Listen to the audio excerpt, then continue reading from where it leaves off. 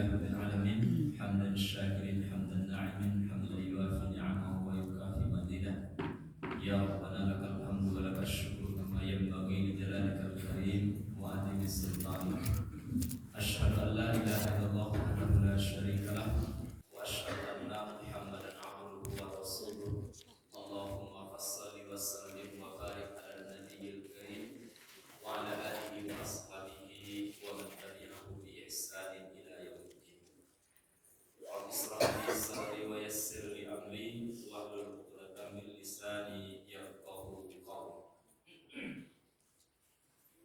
الله تعالى في القرآن الكريم أعوذ بالله من الشيطان الرجيم بسم الله الرحمن الرحيم قد أفلح من زكاها وقد خاب من دساها. Beruntunglah orang-orang yang selalu mensucikan dirinya dan merugilah orang-orang yang mengotori dirinya. Sadaqallah. Bapak-bapak, ibu-ibu jemaah subuh, hamba Allah yang dimuliakan, kita kembali bersyukur kepada Allah. Alhamdulillah, pada pagi hari ini 26 Syawal 1446 Hijriah, kita kembali diberi kemudahan oleh Allah dapat melaksanakan satu perintahnya yang begitu berat untuk dilaksanakan oleh orang-orang munafik, yaitu salat subuh di awal waktu secara berjamaah dan di masjid. Salawat dan salam kita sampaikan kepada Nabi kita Muhammad Rasulullah Sallallahu Alaihi Wasallam.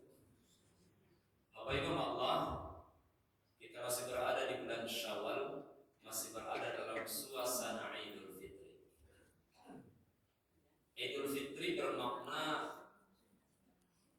Id kembali, sedangkan Fitri itu artinya ada dua. Yang pertama bermakna berbuka, jadi Idul Fitri artinya kembali berbuka. Yang kedua, arti Fitri itu adalah suci, bersih. Idul Fitri artinya kembali suci atau kembali bersih. Hal ini sesuai dengan hadis dari Rasulullah, kullu mauludin yuladu ala fitrah fa abawahu ayyuhawwidanihi aw yumajjisanihi aw yunassirani. Setiap anak yang lahir itu dalam keadaan fitrah, suci. Bapak ibunya lah yang menyebabkan anak beragama Yahudi, Majusi atau Nasrani. Tapi Bapak Ibu Allah, dua-dua hal ini, apakah Idul Fitri yang bermakna kembali berbuka atau Idul Fitri yang bermakna kembali suci, ini hanya bisa didapat oleh orang-orang yang memang betul-betul berpuasa di bulan Ramadan. Jadi kalau dia tidak beribadah dengan maksimal, dengan baik di bulan Ramadan, maka dia tidak berhak untuk beridul fitri. Dia tidak berhak mengatakan minal a'idin wal faizin. Kembali kepada kemenangan, kembali kepada keberuntungan. Jadi yang berhak mengucapkan selamat Idul Fitri itu hanya orang yang memang betul-betul berpuasa, betul-betul beribadah di bulan Ramadan.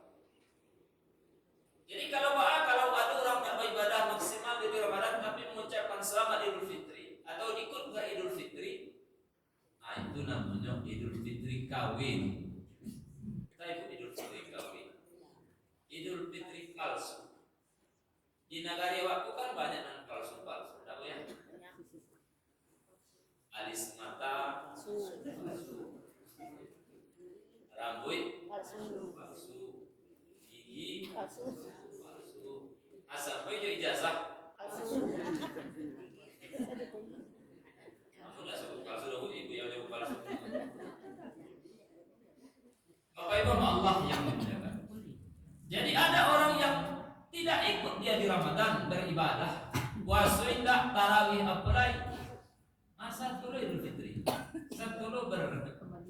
beridul fitri. Kadang sholat hari raya orang belum tiba jalan tiba dulu. Bahkan saking capeknya jalan tiba sajadahnya lah dulu tiba. Nah, tapi itu biasanya pak kali ibu jarang. Yang dulu sajadah itu apa-apa biasanya. Itu tapi lahir kalau si kontak. Gitu bu. Idul mandi kira tapi sajadah dan tibu tiga lagi. Sudah semai sebut tiga. Kan itu apa nak bu, ibu kan enggak. Bapak Ibu Allah yang dimuliakan. Kemudian dalam suasana Idul Fitri ini kita sering berhalal bihalal. Ya, kita sering mengakukan halal bihalal. Halal bihalal ini Bapak Ibu adalah istilah yang pertama kali diucapkan, digagas oleh Bung Karno. Ya. Ketika terjadi friksi-friksi, perbedaan-perbedaan, keretakan di antara elit, lalu dia bergagas namanya halal bihalal. Halal itu dari kata halalah atau halalah, yang arti mulanya itu mengikat satu ikatan. Kemudian bisa juga bermakna meleburkan yang beku, itu halal. Lalu diistilahkan halal bihalal ini oleh Bung Karno, yang inti dan tujuannya adalah untuk mempererat kembali hubungan yang retak selama ini, hubungan yang renggang selama ini. Seperti yang malam tadi kita sampaikan Bapak Ibu, di antara makna Syawal itu adalah ibtidah bil khair, memulai sesuatu dengan yang baik. Jadi kalau misalnya ada di antara kita bertetangga, pernah bersinggungan, pernah ada konflik, maka bulan Syawal ini adalah bulan yang pas untuk kembali merajut, mengeratkan kembali hubungan yang retak selama ini. Jadi kalau belum bisa juga baik hubungan di antara bertetangga, sudah masuk Ramadan, sudah masuk Syawal, tapi tidak juga sisa bulan, lalu harus berapa Ramadan lagi Allah hadirkan dalam hidup kita supaya kita bisa berdamai dengan tetangga kita, supaya kita bisa berdamai dengan orang lain. Harus berapa Ramadan lagi dihadirkan oleh Allah. Padahal Ramadan tahun depan kita belum tentu ada. Belum tentu kita bisa berjumpa dengan Ramadan 1447 Hijriah yang akan datang. Belum tentu. Nah, jadi inilah pentingnya halal bihalal, mengeratkan kembali hubungan yang sudah retak. Bapak Ibu Allah yang dimuliakan, alhamdulillah kita sudah jalani Ramadan dengan baik. Kalau para ulama salaf, ulama terdahulu, para sahabat Rasulullah, di antara doa yang paling sering mereka baca sesudah Ramadan ini adalah, ya Allah, terimalah ibadah Ramadanku.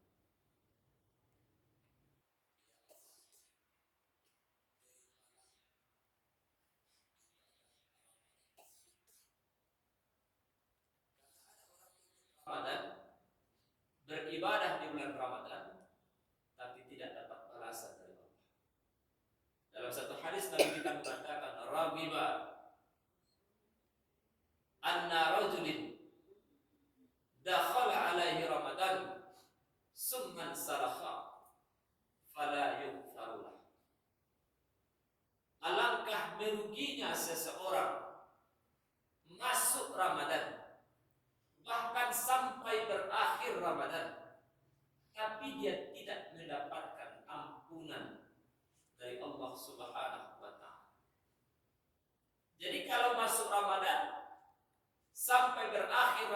dosanya tidak dapat ampunan dari Allah, itu orang yang sangat merugi kata Nabi.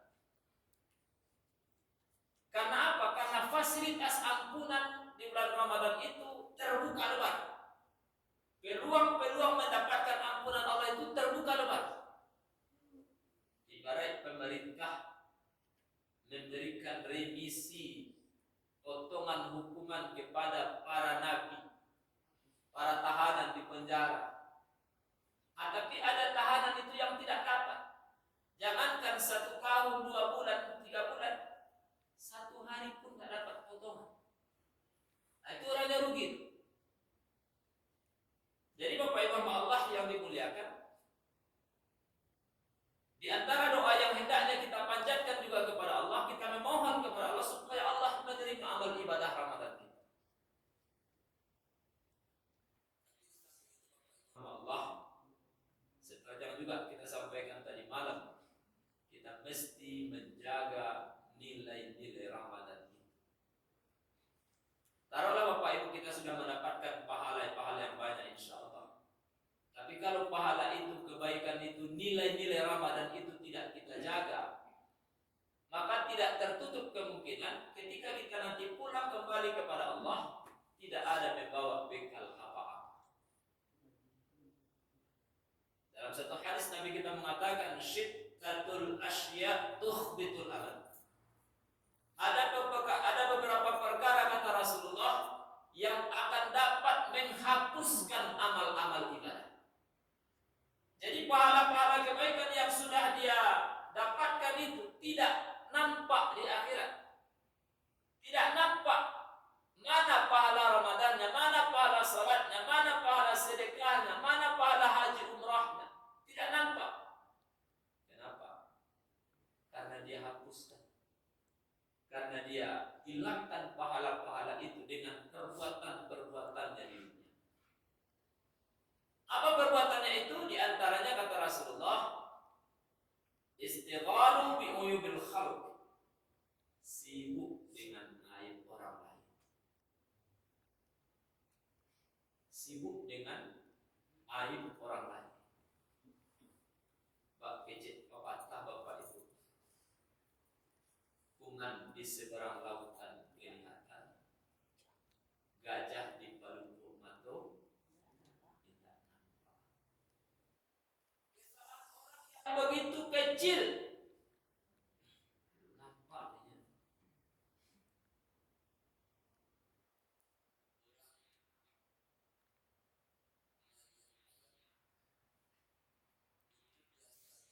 Saya lebih soleh ketika berhadapan dengan maling kerbau. Ya Bu? Ya. Orang nan maling ayam merasa lebih baik, lebih soleh daripada orang yang maling kerbau. Padahal sama-sama maling. Jadi aib orang betapapun kecilnya gampang kelihatan. Tapi aib sendiri sering ditutup-tutupi, sering dialih-alihkan, sehingga tidak nampak. Padahal Bapak Ibu Allah, masing-masing kita ini punya aib. Masing-masing kita ini punya aib. Dan masing-masing kita ini punya lidah. Jadi kok dibuatlah musabaqah, perlombaan caci mencaci, buruk memburukan, jelek menjelekan, tidak pernah salah satu. Karena itu Bapak Ibu Allah, jangan lihat aib orang lain.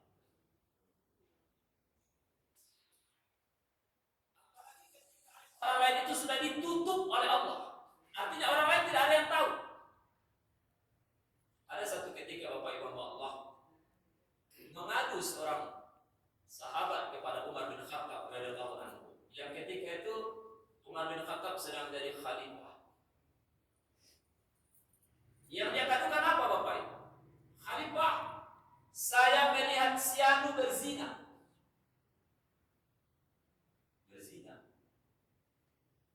Lalu Khalifah tanya, siapa lagi yang melihat selain kamu?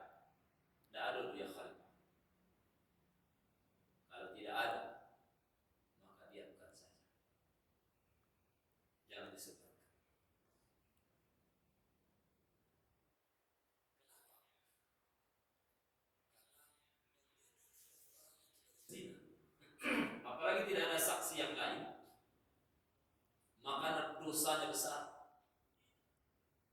Dan kadang-kadang belum tentu mereka berzina, cuma praduga, anggapan.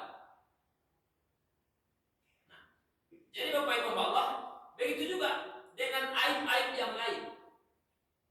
Kalau memang tidak ada kompetensi kita di situ, tidak ada kapasitas kita di situ menyampaikan, lebih baik kata dia. Apalagi misalnya kalau kita menyampaikan itu tidak merubah keadaan.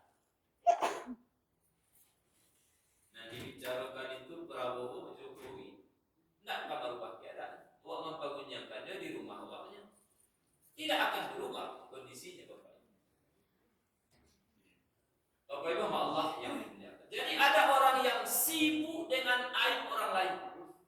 Nah, ini yang merusak amal itu. Ini yang akan membinasakan amal-amal perbuatan. Semakin sering dia membicarakan aib orang lain, akan semakin habislah amal ibadah. Bicarakan aib orang lain, baru terniat, belum disebut perbuatannya. Oh, ilaih kausianu. Baru sianu itu kecewa. Itu malaikat sudah yang sudah Bapak Ibu ambil pahala ke makanawat. Lah dia sudah malaikat mentransfer pahala-pahala kita itu kepada orang yang kita akan tergunjingkan.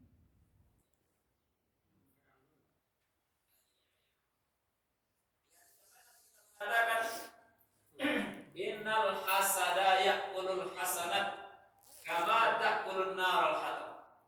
Sesungguhnya hasad itu akan membakar kebaikan-kebaikan seperti api membakar kayu yang kering.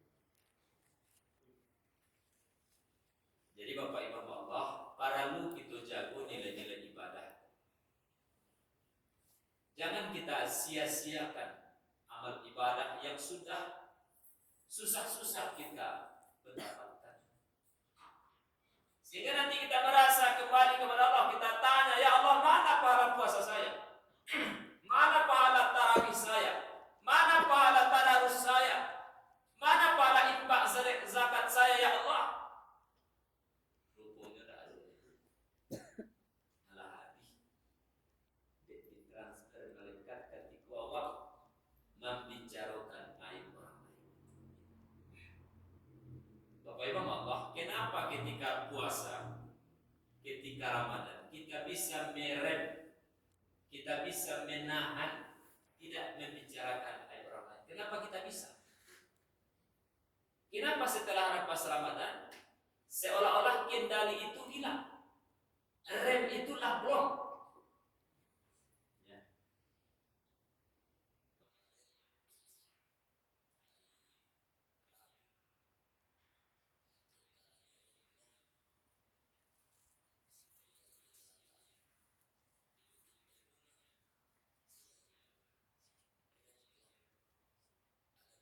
Mobil yang kena, sepeda motor ada yang kena, korban ada yang kena. Sebelumnya di Solo, di Indarung, karena gara-gara rem blok terjadi kecelakaan sampai ada yang meninggal. Ini gara-gara lidah kita tak pakai rem. Ya Bu, apa-apa tolong direm ya lidah. Kalau ibu itu remnya. Ya, gara-gara tidak pakai rem akibatnya apa? Pahala kebaikan kita sudah tidak lagi kita miliki. Kita merasa akan banyak sekali pahala-pahala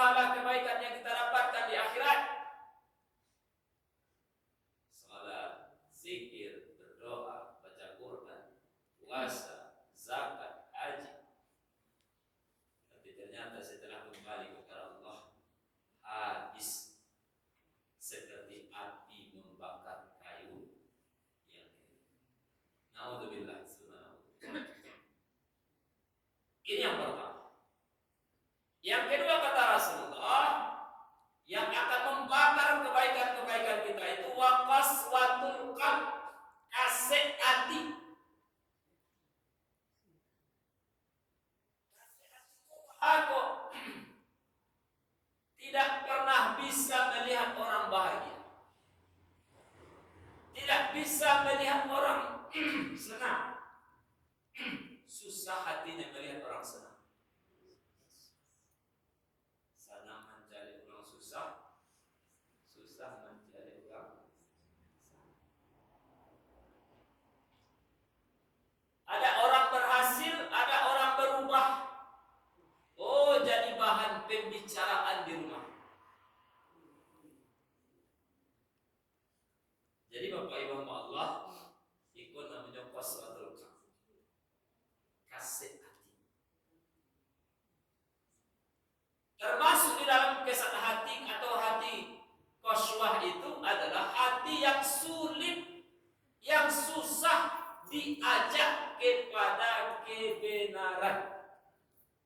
Nan batunya surang saja.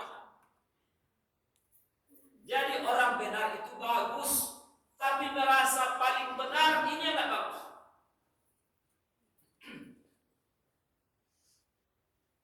Merasa jadi orang soleh itu bagus, tapi merasa paling soleh itu orang bagus. Ini namanya qaswatul qalb. Kalau sudah muncul perasaan seperti itu Bapak Ibu, cepat ditepis, cepat dihilangkan dari dalam diri kita. Jangan biarkan berkembang begitu terus-menerus. Melihat tetangga lebih sukses, alhamdulillah.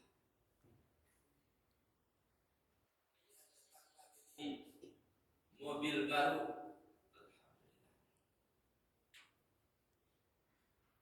melihat orang lain naik pangkat, berhasil anaknya jadi dokter, jadi PNS, jadi hakim, alhamdulillah. Ikonan perlu dibudayakan dalam diri awak. Sebab rasa kiawakku beda-beda.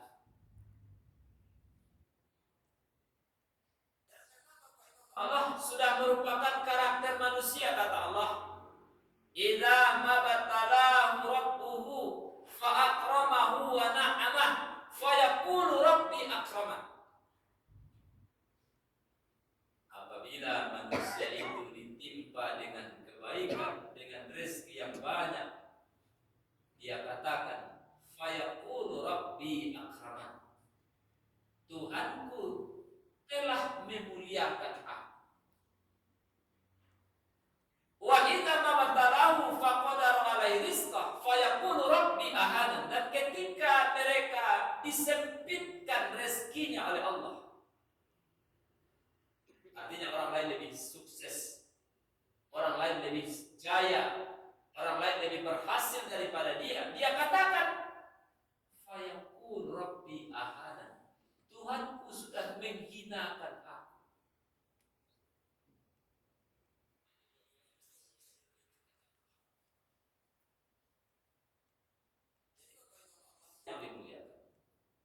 Sikap-sikap seperti ini yang akan menghanguskan kebaikan-kebaikan yang sudah pernah kita perbuat. Sehingga lelah-lelah saja kita bertahajud, capek-capek saja kita berpuasa, tapi nilainya tidak ada di hadapan Allah. Habis disebabkan qaswatul qalb. Lalu bagaimana cara kita menghilangkan sikap itu? Di antaranya Bapak Ibu Allah adalah mengingat bahayanya. Ketika ada perasaan-perasaan seperti itu muncul dalam diri kita, maka satu hal yang harus kita ingat adalah bahayanya seperti apa. Apa bahayanya? Bahayanya adalah bisa menghanguskan pahala-pahala kebaikan yang sudah kita lakukan. Apakah kita ikhlas? Apakah kita rela ketika kebaikan-kebaikan yang kita lakukan di dunia dengan susah payah, tapi tidak ada nilainya di hadapan Allah nanti di akhirat? Rasul namoho aikunan paradingit bahayanya. Allah yang perlu kita ingat adalah ketika ada perasaan itu datang, bagaimana cara kesal, dongkol, yang nikmat orang itu tidak akan hilang.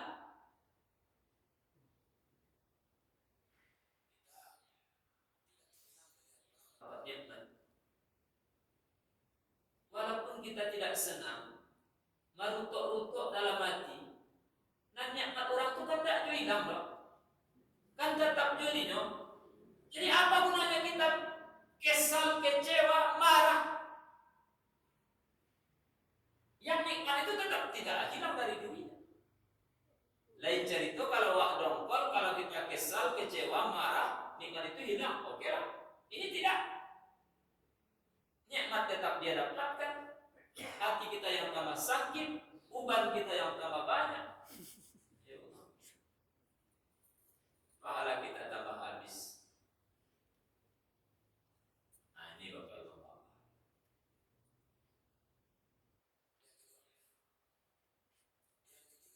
Allah yang akan menghapuskan amal-amal ibadah kita itu adalah hubbud dunya.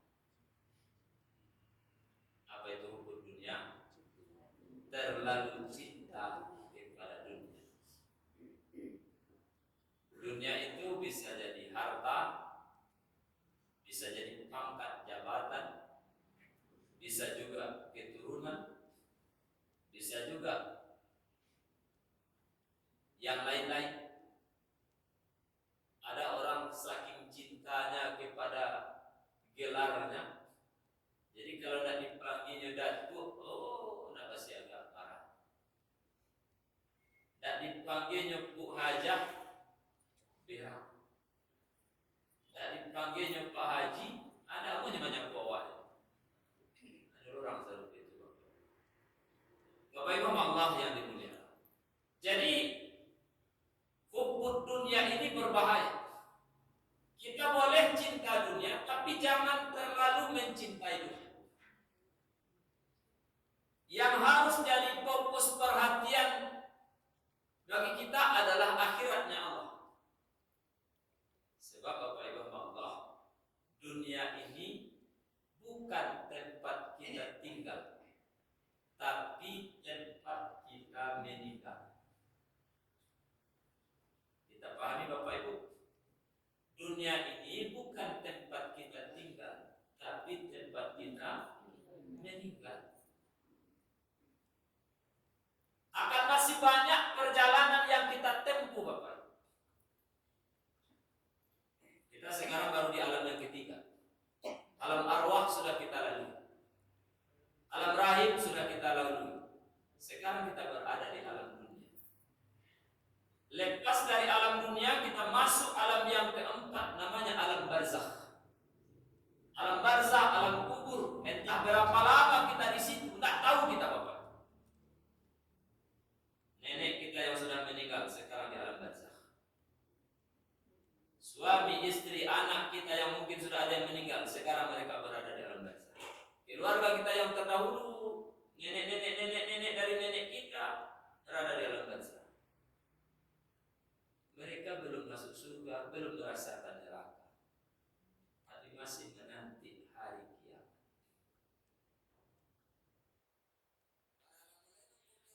Allah, bisa jadi 1000 tahun lagi tidak tahu.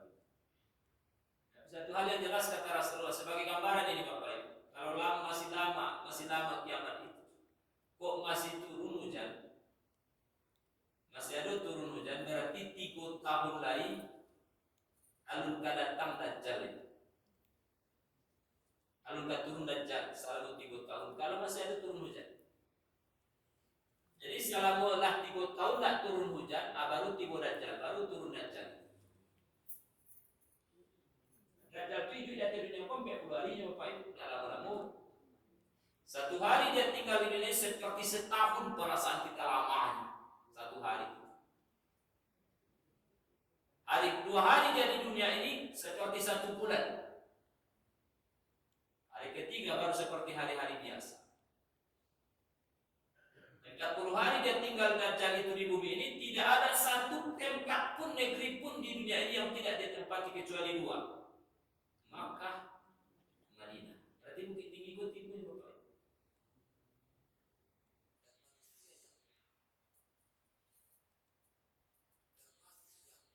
yang sial